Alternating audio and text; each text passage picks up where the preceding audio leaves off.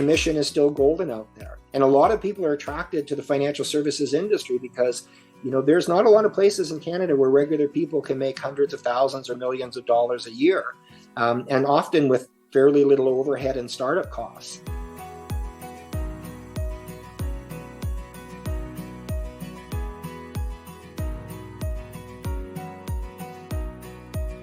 The first is what we might call a suitability standard. And that is really, in my mind, it's a very common standard out there. It doesn't mean that it's, when I describe this, I'm not necessarily saying that it's bad, but a consumer does need to be aware that the suitability standard is, in my opinion, a fairly low standard.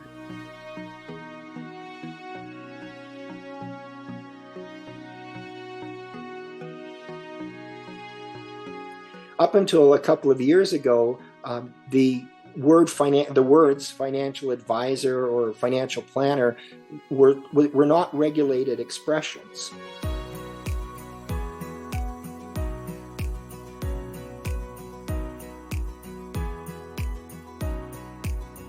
How's my financial health, Doc?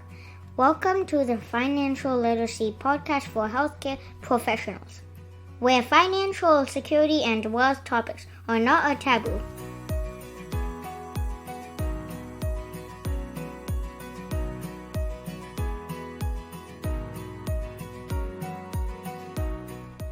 Hey guys and girls, this episode we are going to be talking about, again, the idea of fiduciary duty. As healthcare providers, we always act in the best interest of our patients. I'm not sure that I can say the same about providers in the financial industry. As people who don't have much financial literacy, and I'm the first one to admit that, and I've taken a long time to learn what I've learned and now putting it out there on podcast. It has taken me a long time to do it, and I've made many mistakes, and I'm hoping you guys don't make the same mistakes. But this is because of the fact that there are players in the financial industry that do not have our best interest in mind. And so today I'm going to be talking with someone who in one way sort of criticized that as well, and also telling us how we need to be careful. And so I'm having this conversation with him so that we understand a little bit how to protect ourselves. I hope that you enjoy this podcast and that you also reflect on it and see how you better protect yourself against some of those players in the industry that do not have our best interest in mind.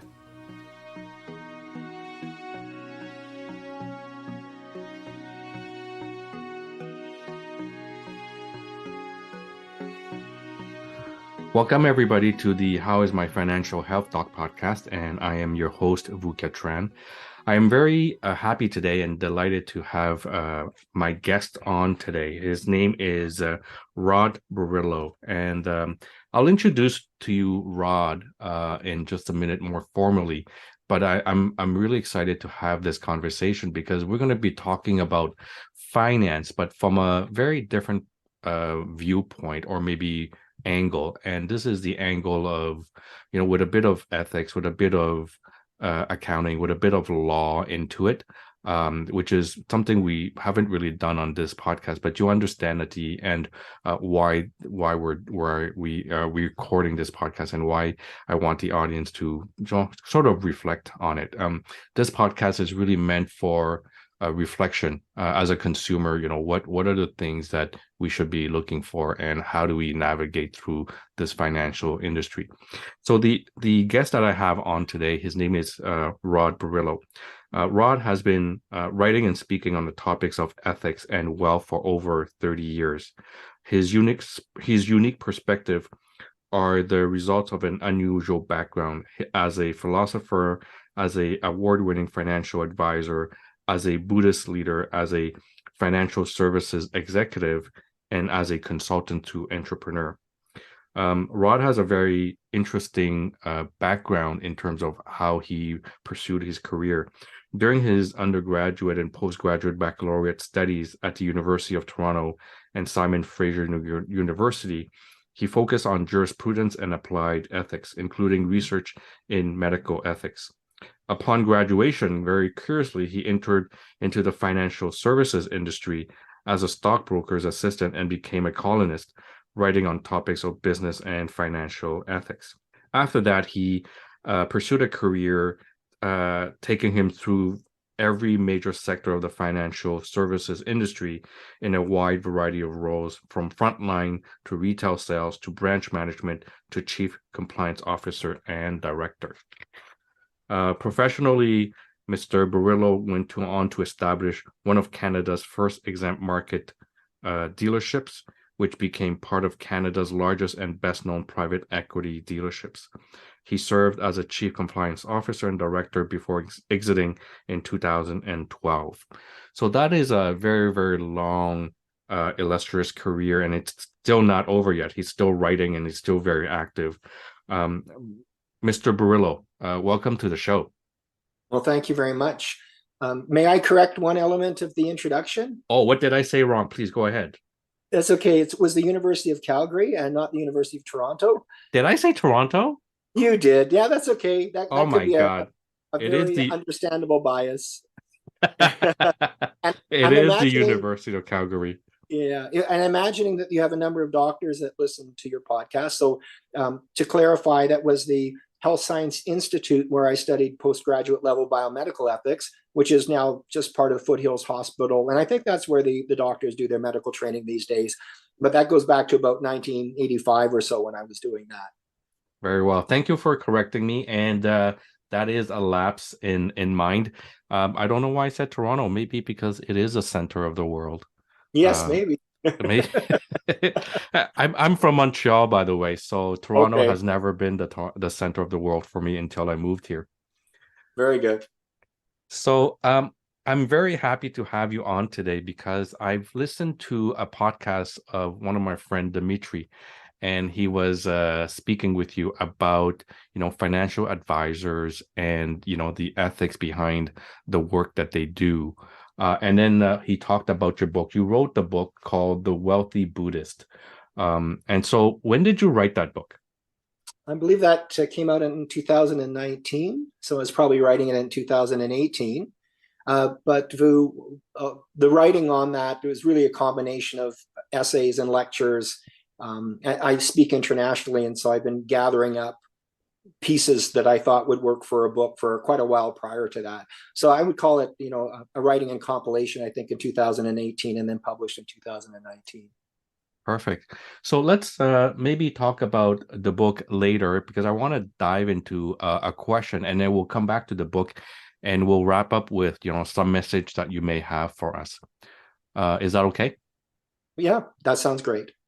So as consumer, and I'm a consumer, and a lot of the physicians are consumers of the financial industry. And for many of us, some of us like to do DIY and some of us don't, and we feel kind of lost because finances and personal finances is not typically what we studied. So we go and we seek the help of financial advisors, financial planners, but it seems like a very complicated system for many of us, and we don't understand. And so when we approach these experts in the financial industry, how should we navigate this, and what should we be looking for when we're working with a financial advisor? Maybe just some general big strokes of ideas, and then we'll drill down on some more particular topics. That sounds good. First, I want to comment on your comment that it seems complicated. It is, in fact, complicated. Canada has a patchwork of regulatory bodies, self-regulatory organizations, professional associations, and different types of financial services participants might be subject to different types of organizations where the principles might be similar, but certainly some of the rules are different. Codes of ethics are different. There's a variety of differences. And so just because a person is a financial services participant, one wouldn't know exactly what regulatory body was overseeing them. It's not a united activity in Canada by a long shot. And in my chief compliance officer roles had forced me to have to even become aware of province by province variations and various rules. And it's complicated for us that have spent our whole career doing it. I don't know how anybody else would possibly figure it all out. So the first thing is to, I guess one of the first messages is it is quite complicated, and one shouldn't feel bad if it appears to be complicated. It in fact is.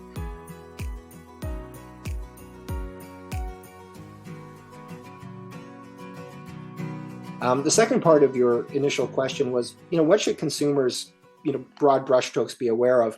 I think there's a general concern that I've had that consumers often, I believe, overestimate the responsibility of financial services participants. They think that they're going to be held to a standard of care or responsibility that they're not in fact subject to. And so it can be us having certain expectations about the abilities or the integrity of those people, and then ultimately might be disappointed in the experience we have when we engage with them. I've always, had the idea, or at least in my mind, that when I go to a financial expert, whether it's a broker, an advisor, I'm working with this person, with this expert, my expectations is that, they're telling me what I should do because it's best for me or one of the best for me, and I'm relying on this person to make a decision. And I probably, because I equate this to medicine, where in medicine I think most of the time, and obviously in every profession there are some black sheep, so we're not going to talk about that. But in general, I think physicians act in the patient's best interest and provide recommendations, whether it's a surgical treatment or whether it's a medication, in the patient's best interest. So we sort of accept that from the world, and maybe it is unrealistic. Yeah, I think that's probably the case. I think you've hit the nail on the head. I'd like to speak to one of the elements of your last comment. You said a broker or a financial advisor, et cetera. And one of the challenges we have in Canada is the relevance or the meaningfulness of titles of participants in the financial services industry. Has been a great deal of discussion, I'd even call it concern, and the regulators have started to try to encourage changes in this regard about the use of titles to suggest that an advisor has more skills or ability or responsibility than they in fact have. So, a common example that we've talked about in the past, and this has been going on for years, is somebody maybe working at a large financial services company being called a vice president, and they give them the title. And in fact, there's a whole ton of vice presidents there. Everybody's a vice president. And unfortunately, it can confuse a consumer as to the level of ability or responsibility of that person. So just recently, there's been some efforts by the regulators to encourage titles that are more reflective of the exact nature of the role or position. And another one in that regard that's really important and also timely is the use of the word advisor itself. Up until a couple of years ago, the words financial advisor or financial planner were not regulated expressions. And that meant that really a lot of very different types of people could call themselves those things, and it didn't really mean anything. Now, in the last couple of years, there's been an effort in Canada called title protection, as the words that the advisors are using. It's come out of Ontario, and the concept was we're going to regulate those expressions, certain expressions, and we're going to require that anybody that wants to use an expression like a financial advisor, that they've completed very specific pre-approved programs, and the entities that are providing them with financial planning credentials are pre-approved by regulatory bodies. And this didn't happen before. So there's people running around calling themselves things, and consumers being confused and thinking that people are going to do things for them or can do things that they in fact cannot do at all. But let's talk about responsibility type stuff for a moment. And please interrupt me at any point if you want to ask a question, of course. I often, and I think I use this metaphor in the book, to help a consumer understand and prepare themselves, have the right expectation, is to let's draw a metaphor between a financial advisor and someone like, we'll call them a personal trainer. If a consumer talks to somebody who is a personal trainer, a physical trainer, you would expect that the trainer would charge them an hourly rate. They would ask them if they've talked to their doctor. They might suggest a wide range of activities appropriate for that person: yoga, swimming, weightlifting, whatever it is, buying a bike or something like that. And you would expect that the trainer has, let's call it, a more holistic approach. And I think a lot of consumers go to financial services people thinking that they're like a trainer, but in fact, they're more like a bike salesperson. And the best metaphor is to think if you walked into a bike store and you might wish that that person was able to and educated enough to talk about nutrition or whatever else, or you might hope that they would say, hey, a bike's not right for you. You should go down and see my buddy down the street that has, walking shoes or something like that, or a yoga studio. But in fact, what they're there to do is to sell you a bike. And in fact, there may be a very limited number of bikes there, whatever they have in stock. They only deal with certain suppliers. Oh, and lo and behold, the bike salesman might have been encouraged by his manager to get rid of last year's stock and maybe give him a little bit of extra commission or something like that if he gets rid of those bikes. And I would suggest that that's a really useful comparison. Most financial services people that regular people run into are much more like bike salespeople than they are like personal trainers. And one of the first messages, you've got to set the right expectations when you go into those types of communications. If you need a trainer, actually find a trainer and don't expect that out of a bike salesperson. Okay, first of all, that is an amazing analogy.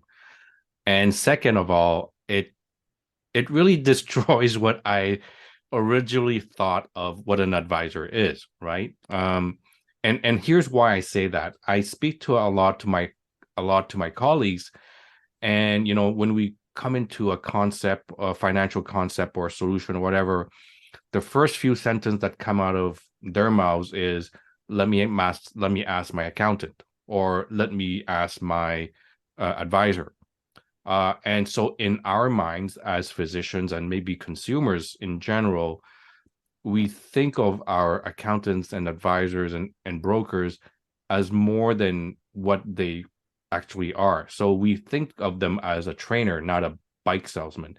And what you're saying to me, and at least what I'm hearing, is we need to know who we're dealing with. But to a consumer who's not familiar in this space, in this space that is extremely complicated and complex, and trying to understand what the word advisor mean in general, how do we navigate that? What type of tips do you have for us? Well, and that's where you have to look past whatever title or role that you keep saying advisor, and I'd rather use the word financial services participant or something else, because within that broad category, there are people that can be legitimately called advisors. And with this title protection, they're required to have completed a specific, let's call it, quote unquote, professional designation. Like a common one in Canada is called a CFP designation. And there's more than one, but that's the one that I used to carry myself many years ago. I don't do that work anymore, so I didn't keep it up. But there was a fairly robust amount of work that needed to be done. There's continuing education, and there's at least a sense that the person is more like a personal trainer dealing with a variety of topics. And some of those charge an hourly rate rather than being compensated for purchases of products or services. And so they would feel a lot more like that. So one of the things that consumers should do is they just got to drill down a little bit and get a better understanding of, do they have a kind of professional designation that would at least theoretically enable them to act more like a trainer than a bike salesperson.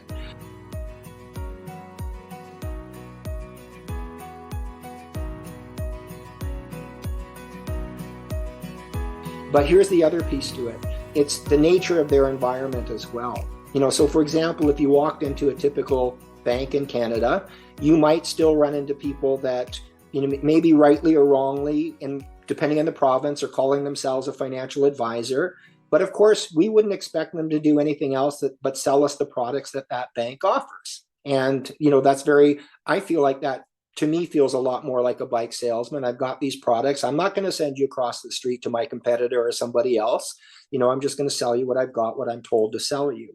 And so understanding the environment and where this goes actually, Vu, is there are certain types of financial services people in Canada that are more independent and therefore more likely to be able to choose from a much wider range of products and services that they can bring to their client. And at least it presents the possibility that they can, provide that wider range of things that the consumer might need and be less limited to just selling bikes, for example. And to extend that metaphor, maybe it's more like a sports equipment store where there's bikes and weights, and yoga mats and a variety of different things. And maybe at nighttime they do some classes in there to show you how to work the equipment and so on. Something that feels more like they have a wider range of solutions for your problems. And there are certainly good advisors out there that can do that.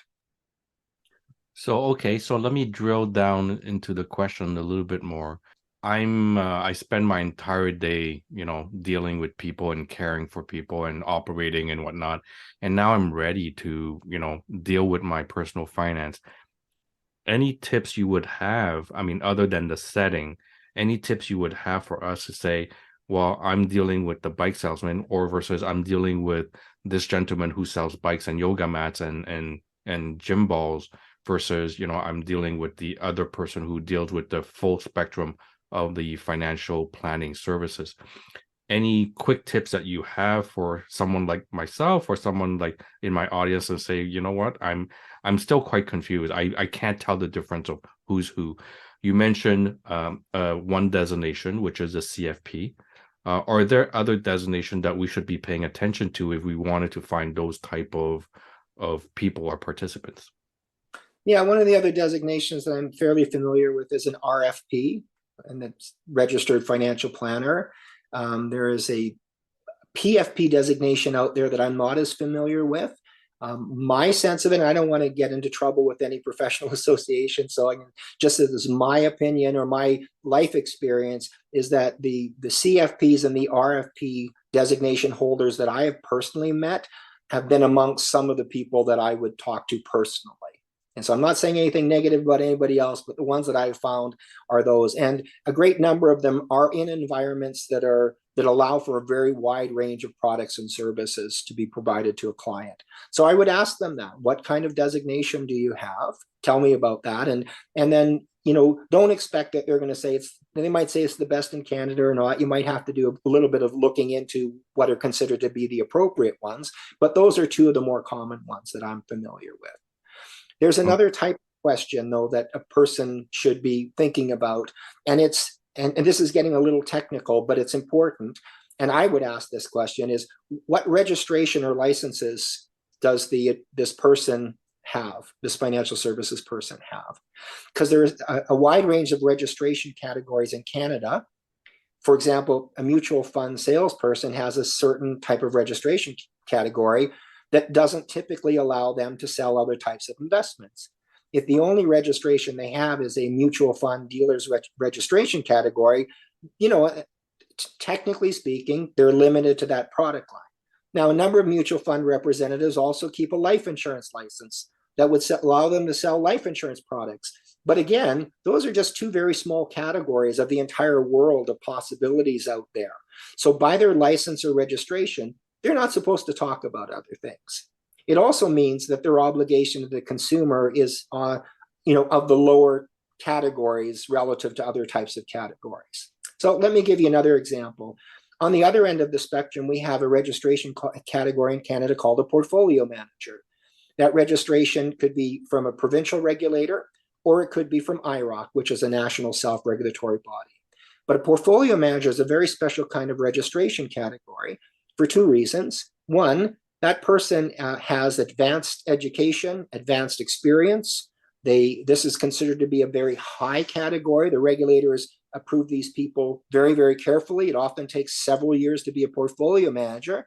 And the reason that they're so careful is that these people have discretionary ability over a person's investments. Because they have that discretion, they also have a fiduciary duty. They're one of the very few types of registrations. And in fact, off the top of my head, the only one I can think of. So I don't want to say that there's none out there. But as far as I know, it's the only registration category that the mere fact that you're registered as a portfolio manager means you have a fiduciary duty. The word fiduciary duty is very important. Can you explain what that means and how does that portray in the real world? Yeah, so the way a portfolio manager might fulfill that obligation is by being able to choose from a very wide range of possible investments, or call them securities, and bring the right combination of securities together that serves the need of the client, and that absolutely has the client's interests before all other interests. And so there's some reasons that that can happen in that environment. One of them is because the portfolio manager has the ability to select from a very wide range of securities, they can do it. And the other reason is typically because of the business model. A portfolio manager typically just charges a percentage of all the assets under management. So let's just say it's 1%. And by the way, I deal with a portfolio manager that charges less than that, much less. And I've also worked with portfolio managers in Canada as an investment review committee member and a resource for them as part of my consulting, where they charge much more than 1%. But if you have $1 billion under management and you're just charging that pool of money 1%, you're going to make the 1% no matter what.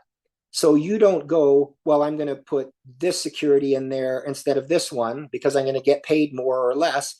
Your income's not going to change. You get paid the 1%, and it's your fiduciary duty to select the best collection of securities that serves the need of that client at that time. So it's a combination of responsibility, regulatory status, and business model. But there's other types of financial services people out there, and most of them don't have a responsibility anywhere near that. Can you describe that a little bit then? Sure. So if these participants they don't have to fulfill that level of standard, so what level of standard are they operating by? Yeah, that's a great question. And there's normally two expressions that kind of capture all that. The first is what we might call a suitability standard. And that is really, in my mind, it's a very common standard out there. It doesn't mean that it's, when I describe this, I'm not necessarily saying that it's bad, but a consumer does need to be aware that the suitability standard is, in my opinion, a fairly low standard. And it goes like this. All I have to do as a financial services person is determine, is this suitable for you? Not is it the best, not is it the cheapest, but coming back to like the bike salesperson, let's say the bike salesperson, you come in and say, hey, I'm thinking about buying a bike. What bike is suitable for me? Well, can you ride a bike? Are you physically able to do that? Would you prefer a traditional, quote unquote, female style design or male style design? What's the right size for you? So I'm trying to find you a bike that's suitable. Yeah, it's suitable. It doesn't mean it's the best. It doesn't mean you should buy it. It doesn't mean it's a good deal. It doesn't mean you shouldn't be doing yoga instead. It doesn't mean any of those things. It's just, hey, of what I've got in the store, it doesn't even mean that I'm going to go out and look at every bike in the world and figure out which is right for you. It just means, of these bikes I have in the store, is this suitable? Is this okay? Yeah, that's okay. That's it. That's the end of the standard. And there's a great number of advisors in Canada, or I shouldn't call them advisors, financial services people that are not subject to anything beyond a suitability standard. Now, what's the other standard that's often discussed, and which is where the regulators are trying to move the industry to, is, let's call it a best interest standard. And so in the last couple of years, we've had a significant number of reforms, client-focused reforms is what it's been called, or CFR, that have rolled out in a couple of waves. And these client-focused reforms are a lot about bringing the industry towards a best interest standard. And sometimes it's hard to see how those different standards actually play out in a particular set of circumstances. But a best interest standard is more in that the financial services person is supposed to put the best interests of the client first. And where that plays out is things like disclosing conflict of interest, If I'm a bike salesperson with the best interest standard, I should probably show them, if two bikes are roughly the same, more or less, I shouldn't show them the one necessarily that pays me more commission. I should be able to say it's in the best interest of the client that they buy this other bike because they're going to save $100, even if that means I get paid less commission. Now that's definitely an improvement, but it doesn't say that putting the client's best interest means you have to have the world of products and services available to them and you're going to pick the best one out there. It just means managing certain conflicts of interests when you're presenting those products or services to a client. It's an improvement, but it's a very long way off from fiduciary standard, in my opinion.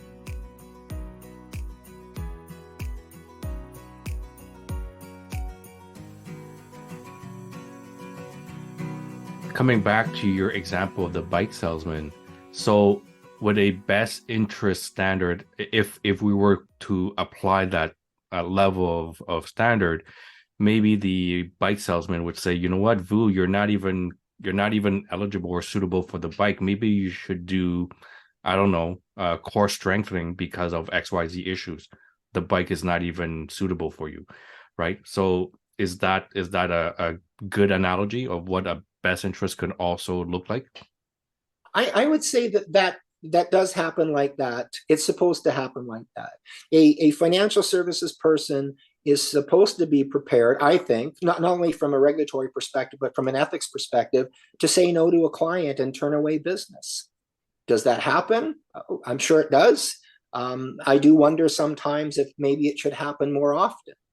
Part of the challenge in our industry, and one of the reasons it's worthy of criticism, is a vast majority of those financial services people out there, I shouldn't say a vast majority, a meaningful majority that you might run into are on commission.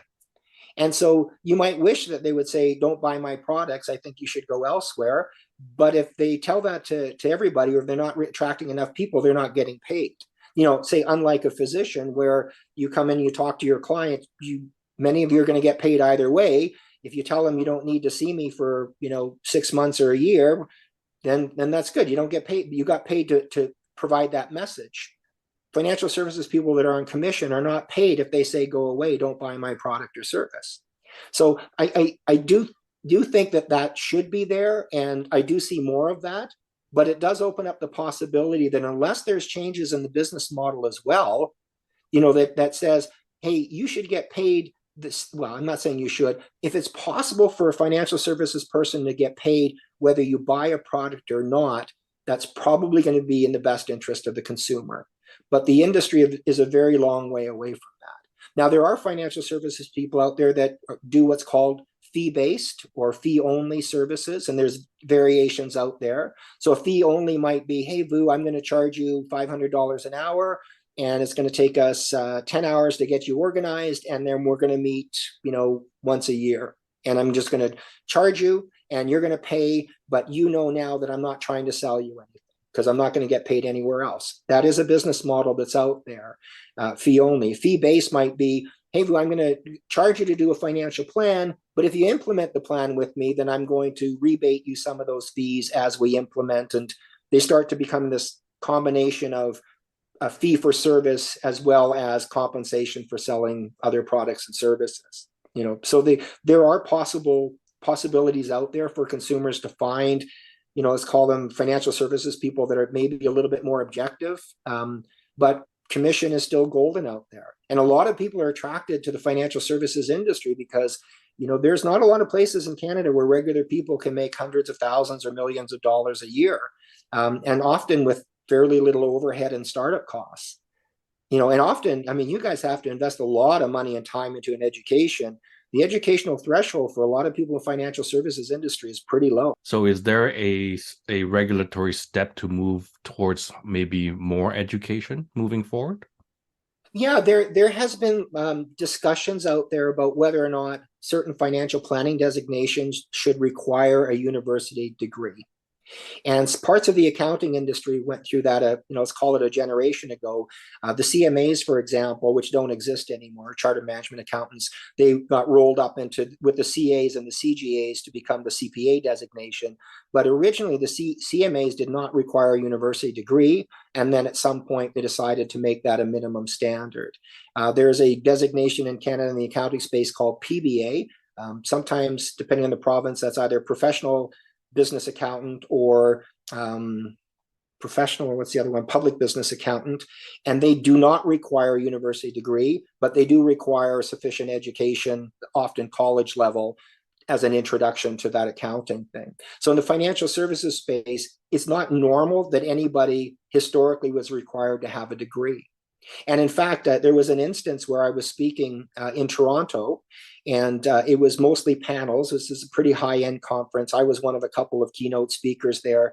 And the panel right before I got on stage was discussing the merits or lack of merits of having someone have to have a university degree. And one of the things the person said is, and they actually said this, well, what good is a philosophy degree? Why would we, even think that that's any kind of indication of appropriate person in the industry? And I got up on stage and I said, well, by the way, I have a philosophy degree, and you don't find a lot of people with business degrees that study ethics and so on the way I do. So I had that kind of humorous opportunity to participate in that conversation.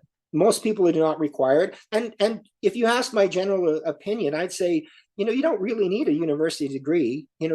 There's plenty of training out there, other than it helps you with other things like being able to converse with professionals and, being maybe better with communication skills or what have you. But having many university degrees, I don't think would make anyone a better financial services person. But it might make them a better person, but not necessarily better at that job. But we're currently not there yet, and I think we're probably a long way off of that kind of thing as being a requirement.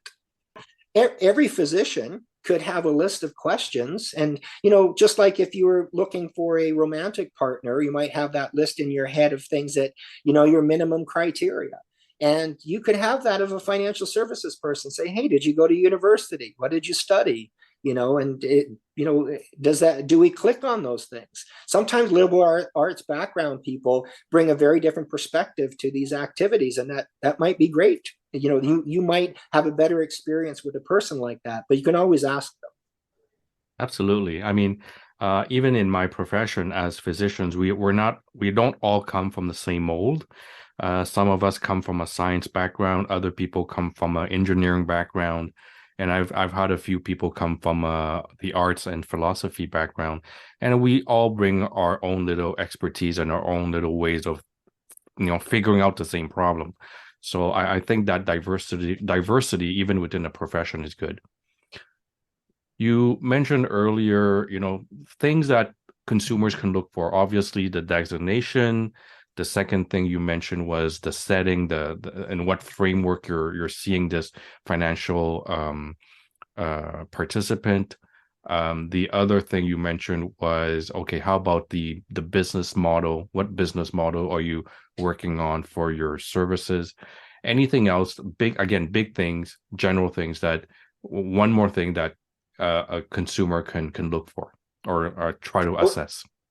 One of the things on that list, since you're doing a recap, was also the registration and licensing of the financial services person. That's right. Yeah. Oh, so registration and licensing versus designation, they're separate things. Correct. Yeah. You can have completed a financial planning designation, but unless you are approved by certain regulators to sell certain products, you're not supposed to sell those products. So in Canada, for example, life insurance and disability insurance licenses and so on are done by province. A mutual fund is a national body, which just rolled up with the IROC body, which looks after people like stockbrokers and certain types of investment advisors. But then there's provincial regulatory oversight on other different types of roles. So when I was a chief compliance officer, for example, that was granted by various provinces. So like the Alberta Securities Commission would be an example of a provincial securities regulator. But to answer your question, what else might we look at? There's nothing wrong with asking a colleague or a knowledgeable person, like yourself or a leader within your profession, hey, who have you been using? Who do we recommend? Or, maybe one of the things that physicians could get together and do is have a bit of a screening process and criteria, and maybe see if there's certain advisors out there that fit that criteria that they're looking for. I hesitate to say like a checklist or an approved list, but there's probably something like that that could be useful. But I would always go out and ask somebody, do you deal with a financial services person? How long have you been with them? Do they specialize in doctors? Do they get us? Do they get what our self-employed life might look like, and those kinds of things, and look for recommendations, and then maybe interview at least 3 of them to see if it's a fit.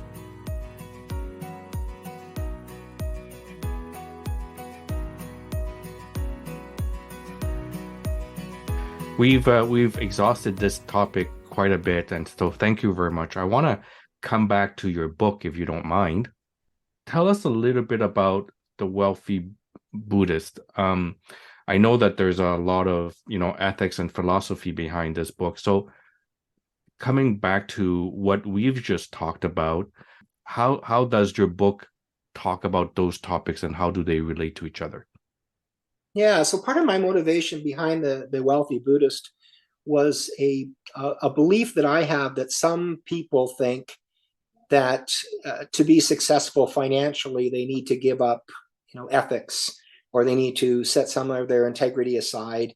That that financial success somehow doesn't include ethics. And I wanted, part of the book is creating an argument to show younger people or other people that are looking to transition into self-employed environments that not only do you not have to give up ethics or your certain disposition or ideals, but in fact, including ethics can make you more successful.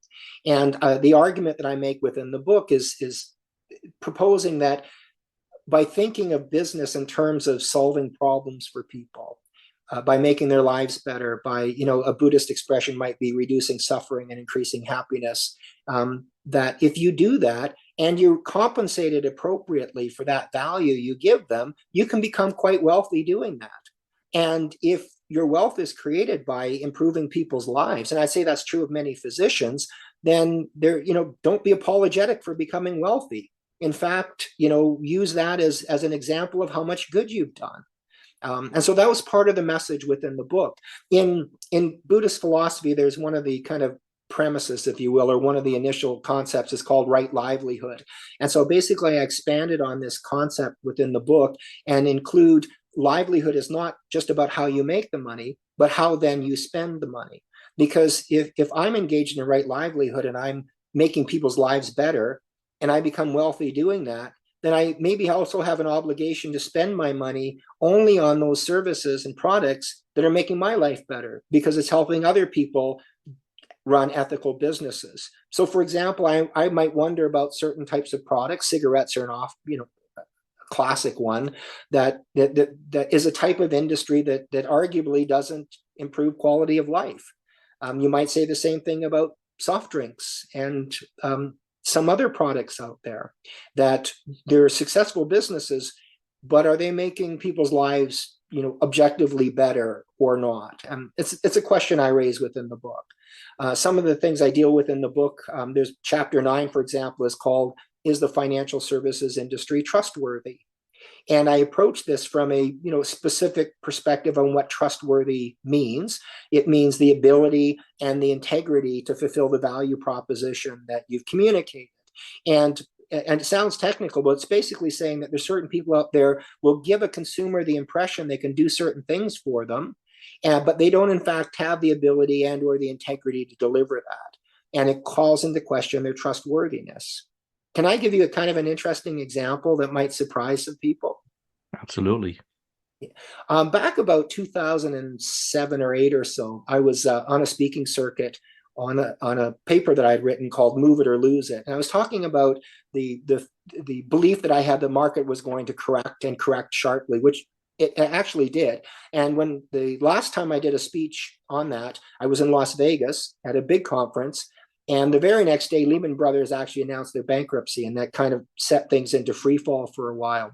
But the reason I bring this up is when I was on that speaking circuit, I had a lot of people in the audience that were financial services people. And a lot of those people really didn't like my message that the market looked like it was ready for a very significant decline. And here's one of the reasons I think they didn't like it, Vu, is because they didn't know what they were going to do with that information. And now that they have the information, and if their hands were tied, and I'm going to explain to you in a minute why many actually have their hands tied, then they've got kind of a moral problem. They now have some information and they can't actually act on it. So I'll give you an example. Let's suppose you're a traditional mutual fund salesperson in Canada, and you buy a mutual fund from this person, and you might, even if they don't say it openly, you might believe that part of the value proposition is that they're going to let you know when it's time to get out of these mutual funds. That, hey, if the market's high, that, their job is to help you buy low and sell high, right? Theoretically, although, we as consumers think that that must be in there because everybody talks about that. And then what actually we can find out is that the system itself doesn't even permit that value proposition. And I'll explain to you why. A typical mutual fund salesperson would have to call every single client. They'd have to get in front of them. They can't act without the client's authorization. Very often that's written authorization. So now maybe you're a mutual fund salesperson. You think the market's going to correct because you heard some, goof like me say something like that at a conference. And now what do? Are you going to contact hundreds and hundreds of clients, meet with every single one of them, get authorization to move them out of one mutual fund, let's say an equity fund, into something like a money market fund and wait for the market to drop? You physically can't get to everybody. So who do you pick? Well, you might do your own account, your parents, your friends, maybe some of the biggest clients, maybe some of the people that are not the biggest clients, but they have a bunch of money elsewhere. So you want to try to, service them so you can get that money. But the likelihood that you're going to get to everybody is extraordinarily unlikely, to the point where it might even be impossible in a timely manner, because the market now it might take you 2 or 3 months to do that. And the market's going to drop in the course of a month. You can't physically do it. Here's another problem. Most mutual fund salespeople are compensated with including a form of trailer. A trailer is the money sitting there, for example, in a mutual fund, paying me out a monthly amount. If I move them from an equity fund to a money market fund, money market funds typically don't pay a trailer. Not only can I not get to everybody, if I do happen to do that, I would literally be cutting my monthly income down significantly because I'm giving up that trailer portion. And just to move them back again and maybe get the trade. So that environment forces me to give up a huge amount of income and do a ton of work. And what if I'm wrong? And let me throw another thing out there. Every time I call a client and recommend a change, I'm incurring risk because I could be wrong. The client may come back and say, gee, the market didn't correct, and I've been sitting in a money market fund now. I lost out on 10% growth because I wasn't in the market, all those things. So you incur risk, which is fine. But if you don't have any offsetting business opportunity or income, no business person is going to incur risk without a possible reward. It doesn't make sense as a business model. So here you have the situation where consumers, I think, believe that these financial services people are going to let them know if they hear the market's going to drop, but the environment around them actually doesn't permit them to fulfill that perceived value proposition. They're stuck. And in fact, one of the reasons I like the portfolio manager model so much is because they act with discretion. They don't have to call all their clients. With their fiduciary duty, if they think that the market's going to drop and everybody should be rebalanced to a conservative position, they just go do that. And depending on the model, they can do everybody. Some of these guys can do, and gals can do everybody at the exact same time with computers today. And so they're in a model where they could actually fulfill the value proposition of changing very quickly the portfolio as it is required by the changing economic or market circumstances. But I got to tell you, the vast majority of people in Canada can't do that. And it's okay if consumers recognize that they're all limited, but I don't think consumers realize that. So we come back to this value proposition and trustworthiness, and them actually not being able to do the things that we think that they're going to do for us. So you pose a really good conundrum for consumers who, one, are not very familiar with industry and definitely not the nuance that we just described here. What are we to do then? Ask different questions. Be forewarned that there are certain types of financial services people that can do that for you and certain types that can't. And they're not going to talk to you about necessarily about the things they can't do for you if they're on commission. They're going to chat up the features and benefits of their products and services. I think a little bit more than some of the shortcomings of the business model. And one of the reasons, I see, in my opinion, where the industry is slow to increase these standards of responsibility is in part because the system, like if you tell a financial services person that can't change anything, that they have an obligation to do all this stuff, then you better change the system around them to make that possible.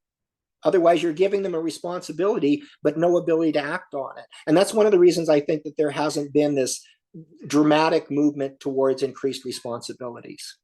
Thank you very much, Rod. You've given me a lot of things to think about, and the scenarios that you have described in regards to, the mutual fund dealer who couldn't act at what to do with the information and the moral dilemma that dealer faced. I saw the impact of that as a consumer, and I can tell you, I did my MBA in 2008.